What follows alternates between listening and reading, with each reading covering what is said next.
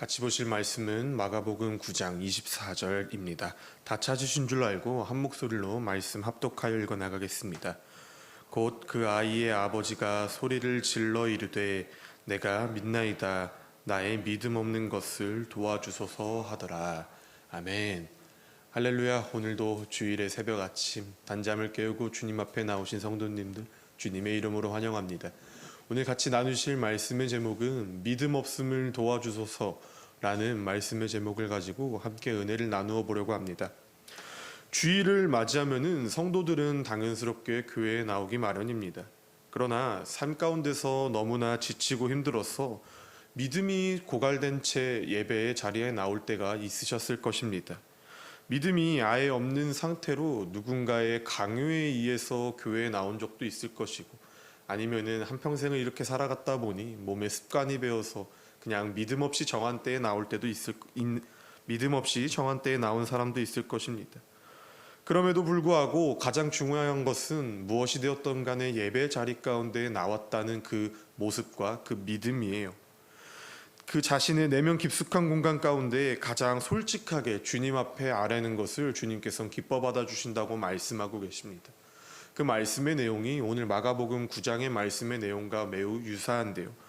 오늘 함께 살펴보면서 우리가 이 말씀 가운데서 은혜를 나누는 시간을 갖겠습니다. 오늘 말씀을 살펴보면은 누군가가 절규의 마음을 담고 예수님께 외치듯 부르짖는 말씀의 내용입니다.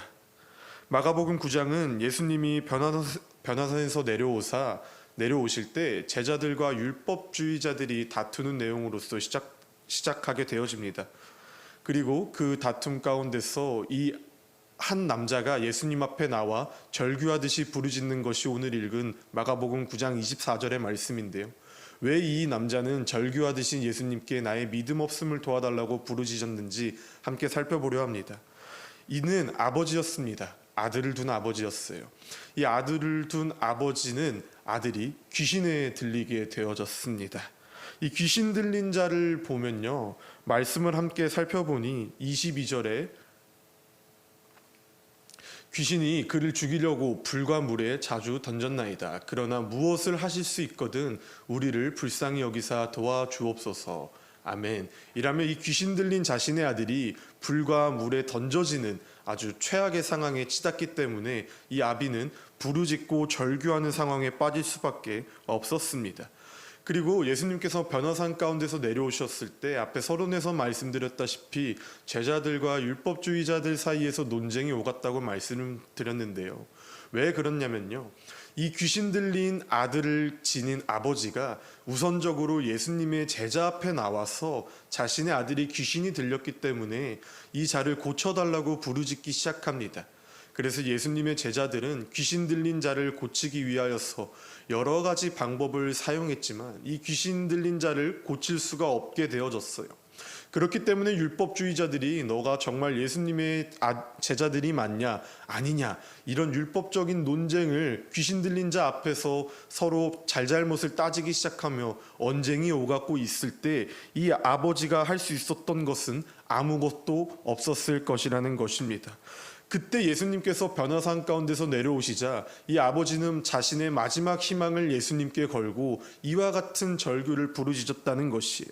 그리고 23절의 말씀을 살펴보시면 23절의 말씀을 살펴보시면은 앞서 22절의 말씀과 같이 할 수 있거든 우리를 불쌍히 여기사라는 말씀에 예수님께서는 그 아비에게 할 수 있거든이 무슨 말이냐, 믿는 자에게는 능히 하지 못할 일이 없느니라 하시니 라면서 답변하시기 시작합니다. 그렇습니다. 우리 주님은 할 수 있는 자, 할 수 없는 자가 아니라 무엇이든지 할 수 있으신 분이라는 것입니다. 주님을 향한 이 믿음의 표대를 가지고 있다면 분명히 주님은 믿는 자에게 능치 못함이 없으실 것이라고 이 아비에게 메시지를 던지고 계셨었는데, 그러나 이 아버지는 위대한 믿음의 고백의 말을 뱉어내기 시작하게 되어집니다. 그것이 오늘 우리가 읽은 이 24절의 말씀인데요. 함께 다시 한번 읽어보겠습니다. 곧 그 아이의 아버지가 소리를 질러 이르되 내가 믿나이다 나의 믿음 없는 것을 도와주소서 하더라. 아멘.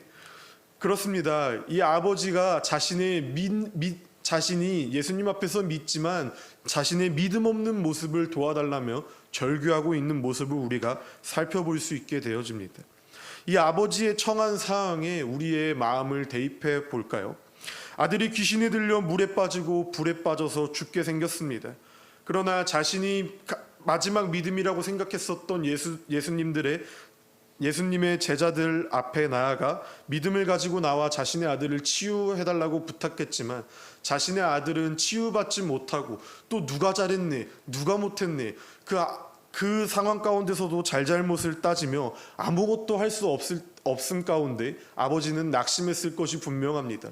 그러나 예수님이 걸어 나오기 시작하자 믿음이 소멸돼 가고 있었던 그 자리 가운데 믿음 없는 믿음을 주님 앞에 솔직히 털어놓기 시작하며 이제는 주님 아니면 아무것도 할 수 없다라는 것을 담대히 고백하기 시작하게 되어집니다. 믿음이 없어서 믿음 없음을 주님께서 도와달라고 부르짖기 시작할 때 예수님께서는 그 아비의 믿음을 보셨다는 것입니다. 믿음이 없기 때문에 할 수 있거든 믿는 대로 되는 것, 이것이 맞지만 너의 믿음이 없기 때문에 너는 믿음대로 되지 못할 거다라고 주님께서 말씀하신 것이 아니라 믿음이 없어서 믿음이 없는 자리 가운데 나와 예수님을 찾고 부르짖었다는 그 소망이 믿음의 자세로 주님께서는 여겨주시사 그를 불쌍히 여겨주셨다는 것입니다.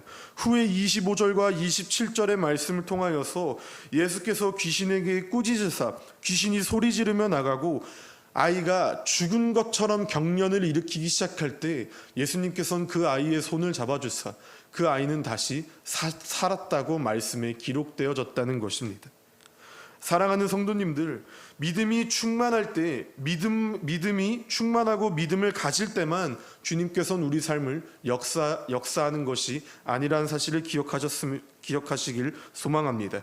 우리 삶 가운데 믿음이 늘 항상 매번 불타오른다는 것은 쉬운 일은 아닐 것이라는 것이에요. 믿음이라는 것이 우리가 너무나도 연약하고 우리가 너무나도 주님 앞에서 죄악된 모습이 가득하기 때문에 때로는 꺼지기도 하고 때로는 놓치기도 하고 때로는 식기도 하지만 때로는 불타오르기도 한다는 것이에요. 광야의 시간을 걸어갈 때 믿음이 없어서 내가 주님을 배반하는 것이 아니라 믿음이 없기 때문에 내 믿음 없는 마음을 주님께서는 도와달라고 부르짖기 시작할 때 주님께서는 그 정직한 고백의 마음을 우리의 믿음의 모습의 자세라고 품어주신다는 사실을 우리가 믿으셔야 된다는 것입니다. 신뢰의 자세입니다. 우리가 이 소식을 잊지 않았으면 좋겠습니다. 믿음이 없는 나를 도와달라고 절규하는 외침은 믿음이 가장 깊은 곳에서 외칠 수 있는 절규라는 것을 우리가 잊지 마셔야 된다는 것이에요. 주님께서는 믿음이 충만한 자에게만 역사하는 것이 아니라 믿음이 소멸되어져 가고 내 마음에 낙심이 가득하여서 내 불길이 식어가고 있을 때 꺼져가는 등불을 꺼지지 않으신다고 말씀하신 주님 품 안에 거하기만 한다면 우리의 그 지친 마음, 우리의 그 낙심한 마음까지도 주님께서는 믿음의 자세로 받으사 우리를 사랑으로 역사해 주신다는 것입니다. 주님은 그 정직의 모습을 받으십니다. 우리의 삶 가운데 믿음 없음을 믿음 있음으로 바꿔주신다는 사실을 우리가 기억하고 오늘 이 하루 주님 앞에 정직한 마음으로 나와 주님 앞에 아뢰고 돌아가는 주일이 되길 진심으로 소망합니다.